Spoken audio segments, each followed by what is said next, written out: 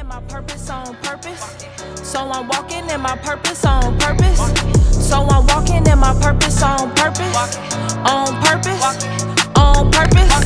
So I'm walking in my purpose on purpose. So I'm walking in my purpose on purpose. So I'm walking in my purpose on purpose. On purpose. On purpose. So I'm walking in my purpose on purpose. So I'm walking in my purpose on purpose. So I'm walking in my purpose on purpose. On purpose. On purpose. So I'm walking in my Today with us on Stool Talk, we have with us a special guest, one who's doing great, excelling in her field, one who's always been set apart, had her head on straight, focused. And here on Stool Talk, we walk in our purpose on purpose. And today, that's what this guest is doing. Today, we have with us Miss Brittany Mosley. How you doing? Doing well. How are you? Good, good, good. So, man, we see you out here doing things, man, that people dream of as little kids. People, they inquire to do the things that you're doing. First off, how did this journey start for you in the medical field? Was it people in your family that was in the medical field as you were younger? Is it something you aspired to be? No. Well, I am the only person in my family in the medical field. When I was younger, I always said I wanted to be a doctor. And then, as you know, maybe others watching don't know, I got pregnant when I was 16. So the whole dream of being a doctor seemed like it was never going to happen. So I started school for nursing, which was a very long road for me as a single mother. And eventually, I went back for nurse practitioner. That was not in the plans originally, but I'm happy I did it. I love it. Yeah. So, what advice would you be able to give a single mother who feel like she has to give up on her dreams to let her know to keep pushing? Because you said that, and it didn't stop you. You were motivated, you were focused, and you were determined. What words of encouragement could you give somebody? My best words of encouragement that I give somebody is just to keep going, follow your dreams. Don't let anything stop you. Don't listen to what other people say. You have to really have faith in God, have faith in yourself, and keep pushing forward. I think it's hard to do when you're sometimes when you're going through that battle, you get to that self doubt and those negative thoughts that make you feel like it can't be done. But you really have, I mean, the best thing I could say is just lean on God and also have confidence in yourself and know that you can do it. If I can do it, you can do it for sure. Yeah, yeah. So, what does faith mean to you? You mentioned that you got to have faith. What does faith mean to you, and what was your early sign that you really seen faith and knew that faith was real and God was real? Faith to me is just that term, like they say, God got me. That's it. Period. God got me. If nobody else got me, God got me. And when you truly believe that, that's just having faith.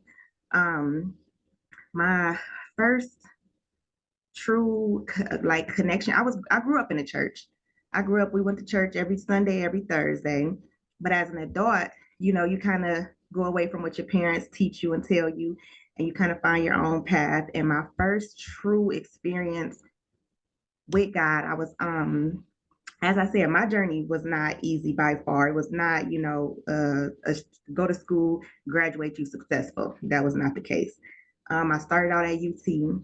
First 2 years, I was like failing all my classes, completely distracted, was not doing well at all. So I left and moved to Columbus because I was just distracted by a lot of stuff that was going on here in my hometown. I moved to Columbus so I can do my prereqs and just really focus. And during that time, I kind of isolated myself, which kind of caused some type of depression because it was just me. And at the time, my son was about 2 years old. And I came back home and I had visited my aunt's church just randomly. She didn't invite me or anything. I was just like, oh, I'm gonna surprise her and go. And at this time, I was just a little lost. I had it in my mind that I still wanted to be a nurse, but my son was just kind of giving me a little problems as far as like just minor behavior. But when you're dealing with it yourself when you're so young, it felt like such a big deal. I was broke, I could halfway could pay bills, and just I was just going through a lot. I had went to a church, and when I tell you I was halfway paying attention, I was not into the service. I was like daydreaming, and all of a sudden, in the middle of the service, the guy who was preaching, he was from Detroit, And he was like, he like pointed to me, and I'm not even paying attention. I don't even know what the sermon about or nothing. And he was like, God told me to, he was like, I hope I'm not embarrassing you or anything, but God is speaking to me and he want me to pull you up here and pray for you. So I'm like, okay. So I come up there, and everything he was saying, when I say it pertained to me, dead on, spot on, like God was standing right there whispering, like my eyes are tearing just thinking about this. He was just dead on, and he started to pray for me. And when he touched me, I just felt like the spirit just, I mean, the best way to describe it, it was just down my spine. And I was like, oh my God, like, and so my aunt was like, this is her son. And he was like, start professing things over my son. It was just like a really good experience. And then from that moment on, I was like, okay, I gotta get it together. I really gotta get it together. And so I ended up moving back to Toledo. Because when you go for nursing, you need your clinic, you got to do clinicals, and they're like 12 hours. So I needed help. And it almost felt like it was easy from there. I was struggling passing the prereqs, but then after that, I was in the nursing program. I passed all my classes, took the nursing test, passed the first time. It was a smooth sailing. It felt smooth sailing after that. So yeah, that prophetic word that he spoke over you and your son, it just when you told that story, it just reminds me of how God never leaves us nor forsake us. All the stuff that we learned in church growing up, there was seeds that was planted inside us that we knew, even though we went away from it. But God's grace and his mercy is so sufficient. So like you said, God got you. He already had you, and he brought you back to him to be able to set you, up for what you were going to do. So when you went into the field, is it like, what steps is it? Do you become a nurse? Just go for a nurse practitioner? How is the steps? How did that go? Okay, so if you want to be a nurse, it's different type of nurses. They have LPN, which I think is about an 18-month program, or you can become an RN. RNs are kind of give the orders to the LPNs, and you can get an associate's or a bachelor's. So I did the bachelor route. It's a 4-year program, but it took me about 7.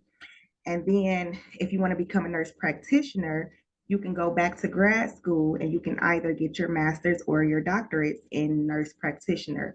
And you can pick which field you want to work in. So if you want to be in a hospital, you do acute care. You can be a midwife. You can do psychiatric care. I did family practice, so I'm a family nurse practitioner. Okay. So I was a nurse for about 9 years. What was it? Yeah, around there. And then I initially went back to school around 2016, 2017, and then I did about a year, and then I dropped out. And then I went back about 2019 and completed the graduate course to get my master's to become a family nurse practitioner. So if anybody's interested in going that route, you do have to be a registered nurse first. You have to get your license, and then you can go back to grad school to get the nurse practitioner. And with the difference between a registered nurse and a nurse practitioner, a registered nurse, they get their orders from nurse practitioners or physician assistants or the physician, the medical doctor, and they carry out those orders. With a nurse practitioner, she actually diagnoses and prescribes and gives orders. So you can come in to her, I have a sore throat, I have this, whatever. She's going to order whatever testing needs done. She's going to find out what your diagnosis is, and she's going to prescribe whatever medications you need. Now, a nurse practitioner can refer a patient to a doctor if it's something extremely complicated. Let's say they have a bunch of other stuff going on, and you're like, you know what, this is a little much for me. Then you refer them to the doctor. Yeah. Man, but it's much needed in healthcare now. It's like, man, it's people that really need it. Some people don't have the means to do it. So when people come in, they want to get treated. So having somebody like you with your heart, with your caring, because you always had a caring heart, you always was doing for others, no matter if it's your last or whatever. So you being able to take that into your field is necessary. How has this career shaped your experiences with yourself and then growing in your career? How has this shaped you? I mean, I think the entire process is just the reason that I am who I am today. When you work in the medical field, you have to be compassionate. You have to care about others. You have to be able to advocate for your patients, but then also advocate for yourself. So just the whole process has just, I mean, I think it's helped me to be a better mother, but then I also believe that being a mother has helped me be a great nurse. So everything has just been connected. $1 million question. How do you balance your job, your career, your family, with your kids, with your husband? How do you balance that to make sure that you're strong and you're got enough energy and strength to meet the demands that your job requires? And that is $1 million question because it's not easy. Right. I can't pretend that it's easy. A lot of it is just time management. My suggestion, I was just talking to a girl who's going into school for nurse practitioner, and my suggestion is to have a day that's just for school. And you got to let your family know, listen, on Tuesdays, that's when I go to the library. That's when I do my case studies. That's when I do my work. Don't bother me on Tuesdays. And then if you do that, and you got to have supportive people around you. You know what I mean? My husband, when I went back to school, he was just so supportive. It's really hard if you don't have supportive people around you. So you got to have that support system. And then just manage that time. It's times where I would take my son to his football practice, and while he out there practicing, I'm in the car typing up a paper. So that way I can get 2 things done at once. And then he, Mom, did you see me? Did you see that? Yeah, I saw you, baby. Right. And then I finished typing my paper. So it's not easy, but you do have to just kind of do multitask. You know, like I mentioned with taking them to the practice and doing the work, you multitasking. Yeah, and I'm glad that And you then don't be afraid to ask for help. Yeah. And I'm glad that you spoke on how your husband is there for you and how your husband help and have your back, because that's important. Hopefully everybody is getting married and they're doing it the right way. But if you got somebody in your life, like I believe having that support system, because I know it's days you came home and he had a baby, you got this, and don't worry about this, just take care. Like just having that push and having that person that that got your back, so it makes things much more easier. What does family mean to you? Oh, my family is everything. I mean, I had my own family before I was even an adult because I had my son so early. So and my mother, she's been extremely helpful. My grandmother, I mean, when I was in undergrad, she was getting my son on the bus, getting him off the bus, helping with stuff like that. And my husband, he's been my biggest support system, like with this graduate program. I know it wasn't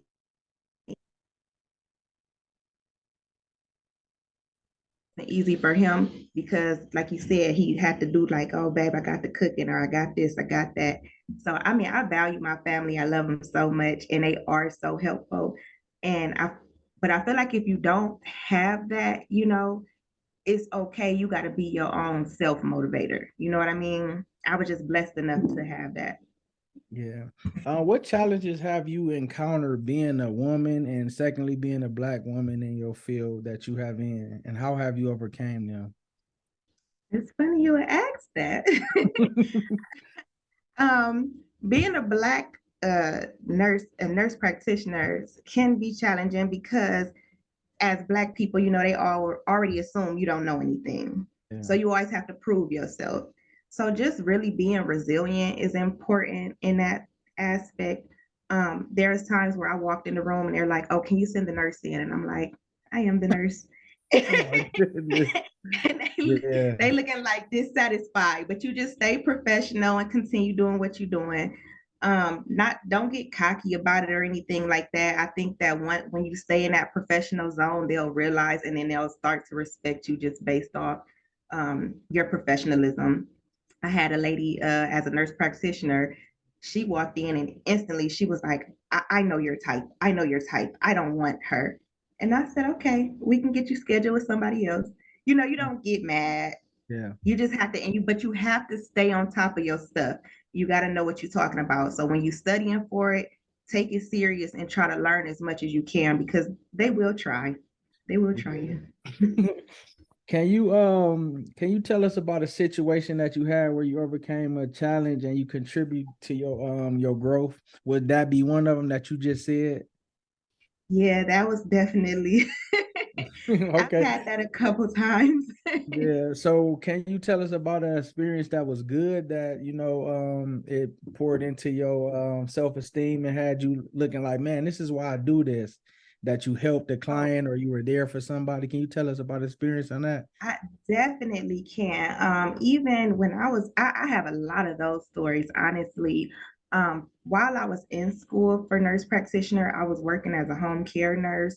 And I mean, I've had people that I've cried with. One lady, um, she, she was like, I don't know. My husband at this time, I was in school, but the first year after we got married, we went through a lot. His mom was in a coma and his brother had passed away, and it was a lot going on. And so when I was over there, she was like, she was actually a Christian, and she was like, I don't know what your religious background is. She was like, but you come here. She was like, I look forward to your visits. Every time you come with a smile. You're in such a great mood. She was like, and I just feel like God is telling me to do this for you. And she handed me $100 bill. And I Ooh. was like, I can't take that. But what was so crazy is it was like everything in my life was spiraling because it was a lot happening in our family life. So Yeah. just for her to be like, I don't know what's telling me to do this for you, but I feel like you need a blessing. I was like, oh my goodness. Yeah. I mean, it touched my heart so heavy. And even in school for a nurse practitioner, it was so many patients that I had that was like super happy to see me. Like, hey, I like my doctor, but to see this black girl coming here, like, yes, when are you gonna start working here? Like, I wish you was here every day. Like, and that really fills you up. Like, it really fills my cup. Yeah, and it just showing like all the stuff that you don't do it for the title, you don't do it for the money, you do it for your heart, you do it just because you're caring, and you do it just because of the God in you and how God always blesses you back, because he see that he can trust you with that job or position. Because some people will get in that position and they would change and they would be acting like somebody that you don't know, but being that he can trust you to be the head, and lead and be able to have that heart and still be business, because we deal with different people that ain't saved, people that got a lot of stuff going through. They might have a bad day and you can't allow their bad day to have you being unprofessional, so that's good that you always are aware of those different things and you see it and you still lead with the heart, and that's everything. What would you say to some young girls who might be struggling with identity and knowing who they are, and going after their dreams and goals? I would tell them to continue going after those dreams and goals. Continue to find yourself. Never compare yourself to other people. I think that's the worst thing that we do, especially now with social media and stuff. I kind of went through that when I was going through my process, and I would look online and I'm like, oh man, they look like they doing good, and why I don't have what they have. And all my friends, they just started having kids in their 30s, so they were traveling. And you can't never compare yourself to other people. Never sit there and feel like you should have what they have or you should do what they do. Really Yeah. try to just find yourself, focus on your self love and finding yourself, and stay true to who you are and what you believe that God has put you here to do. Yeah.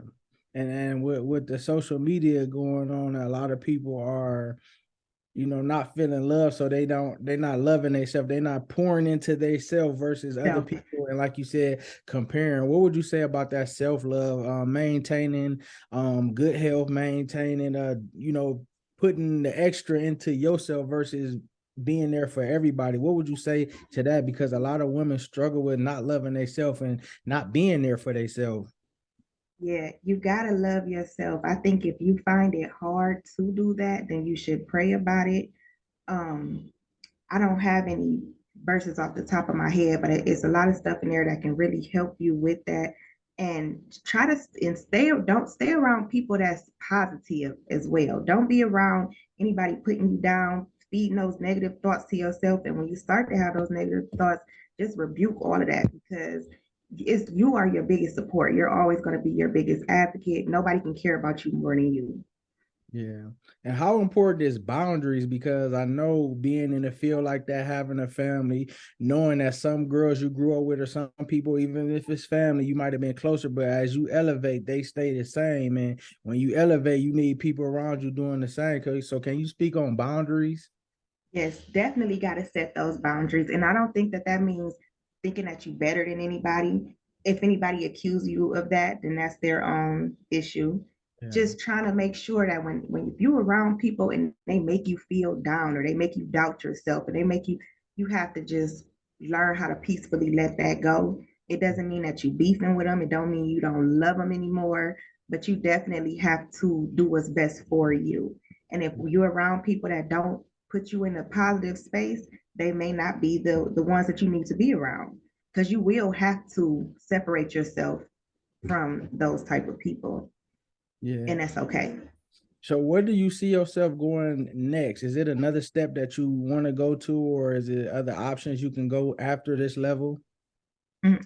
I've been playing around with getting my doctorates. I've been thinking about it, but Woo! I'm not, I don't know yet. Yeah, I think I'm at a point in my life where things are starting to mellow out. yeah. So I'm kind of, I'm not used to having this type of freedom because I'm Right. always in school. But Yeah, they say if you want to make God laugh, tell him your plan. So I'm just gonna sit back and yeah. see what God got planned for me. Yeah, you've been doing good listening, man. And we just thank you for the opportunity that you have presented us today. Just to spotlight you and what you're doing, and even to see how God has been moving in your life, man. I just pray that He continue to grow you, He continue to elevate you. May He put you around all the people that you need to. May all the people come encounter with you that you need to touch, that need to hear a word from you, or just need to hear or see your spirit. May God elevate you and your family and your finances. May next year be the year of elevation. May it be a year of abundance for you and your family. And you see how, as a man finds a wife, he finds a good thing and obtain favor. So, you got that going on too. I'm proud of you on that as well. And, may your family be blessed as well. Thank you so much. Yeah. Amen. Yeah. Thank you. I'm claiming all of that. Yeah, for sure. I appreciate you. Thank you. Yeah.